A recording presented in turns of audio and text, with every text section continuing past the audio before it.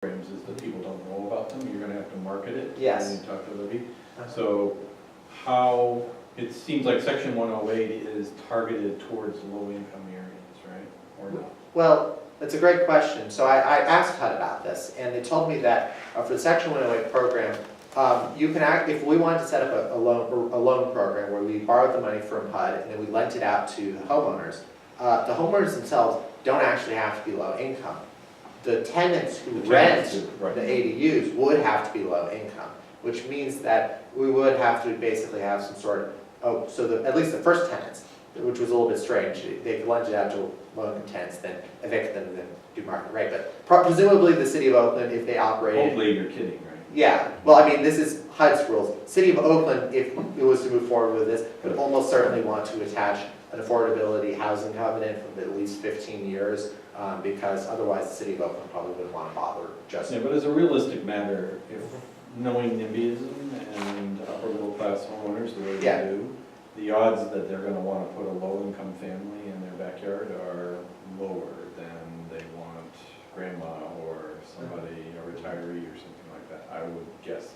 That would be something, it seems to me, you could go, I don't know whether the surveys were good enough, but if you think about how you're going to sell and market these programs, you could go back into that and check and see if the right data is there to see whether or not that assumption is correct. In other words, you know, part of the reason that maybe nobody's objected as seriously as I thought they might with this new lessening of the requirements is that maybe there's not enough of these units, but if you're successful, there's going to be a lot more of these units.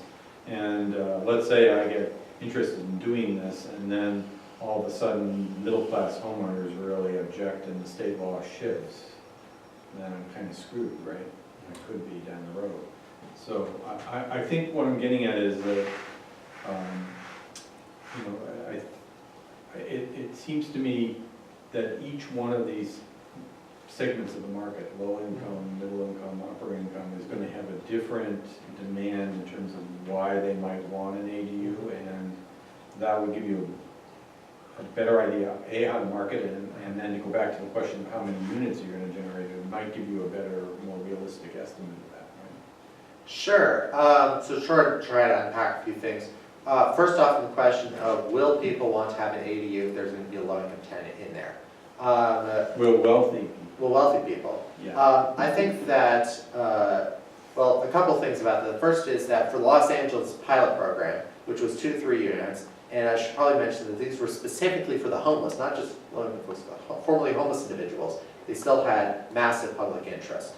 So there seems to be a fair number of people who are willing to do that. And the second thing is... All across the city of Los Angeles. Have you been to LA? It's very varied. It's very varied, I know. You're telling me uniformly across tracks, we wouldn't find any difference? No, but no, well, if you're going to let me make my second point first. I don't know, it depends upon whether you're getting away from the first one or coming back to it, but okay. It builds. For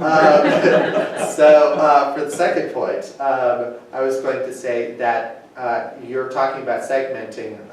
I think that there probably would be some segmentation, because if you think about it, the people who are wealthy people already have the assets or the money to go ahead and build their own ADUs. They don't need city assistance because they have the home equity or the financial assets to just go out and do it, basically.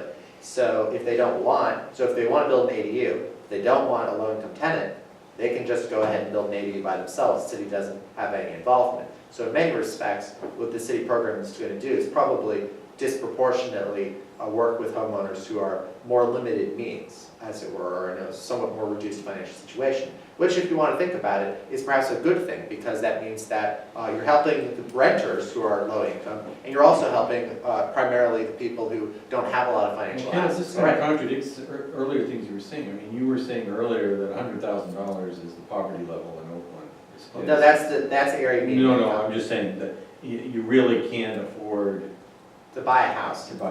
So the point is that most of I'm not talking about the billionaire person who has lots of extra dollars, but there are lots of people that are in Oakland that have pretty good jobs, but they have huge mortgages, as you said, particularly younger people that are buying, and then they're going to be interested in using it to supplement their income, which is what we've been talking about.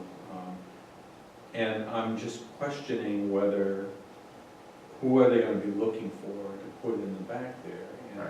And my read of middle-class families in this area is they talk the talk, but they don't walk the walk of political equality. Sure. And they're more likely to want a student in there, or in other words, even if you stay within the, okay, they'll take a low-income person, it'll be a low-income person As a that, grad student. yeah, grad student, exactly.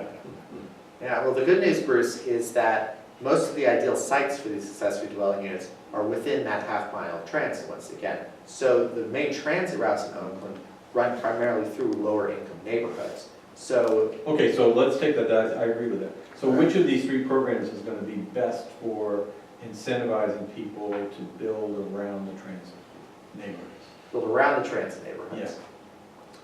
I would say that the Alameda County bond measure is probably the most flexible of these three options out there, so that'd probably be the best option, because you could do small cottages in your backyards, as well as just a basement and garage conversion, which section 108 sort of would be more suitable for.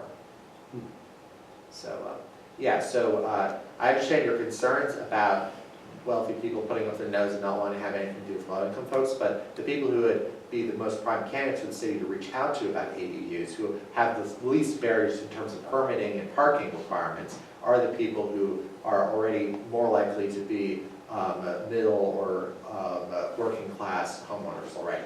Yeah, but I also am thinking of it from a co-benefit point of view, which is, if you think about what we're trying to do, transportation is the big new piece of sustainability in the Yes. state.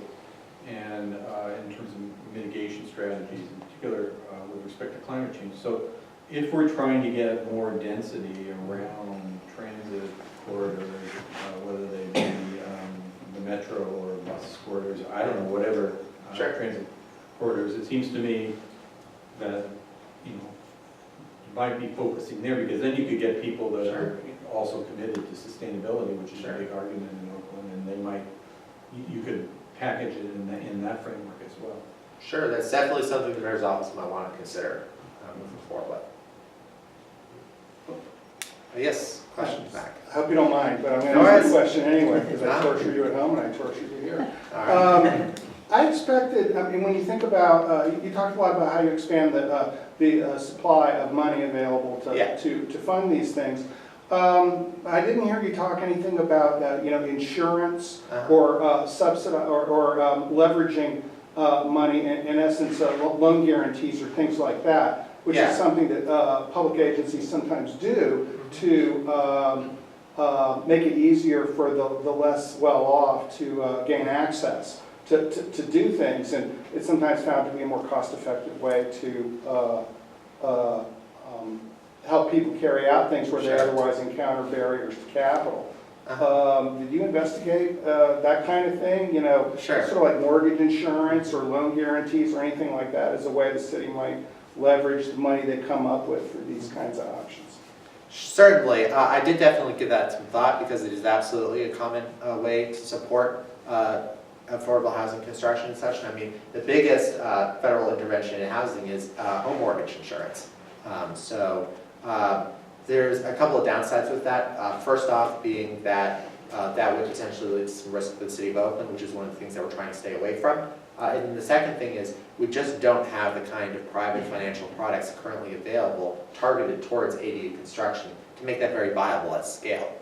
Because if there was already some ADU lending products that were commonly used, commonly found, but the problem was that people were simply not using those for certain homeowners because of creditworthiness problems, then that might be a good opportunity for the city to step in with some sort of guarantee program. But the fact that this landscape is so new and so virgin in many respects that we don't have those kinds of lending products already means that it's difficult for the city to guarantee products that don't currently exist. Yeah, it's a very reasonable line of thought. Yeah. Time? I think, All right. yeah. All right. All right, thank you all. Thank you for the excellent questions.